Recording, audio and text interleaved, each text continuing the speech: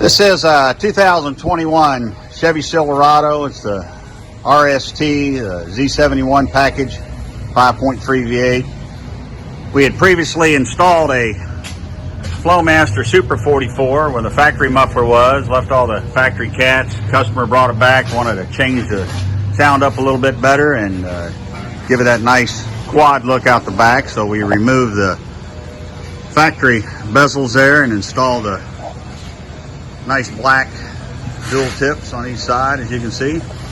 Should give it a little more sound, better looks. Let's see what it sounds like.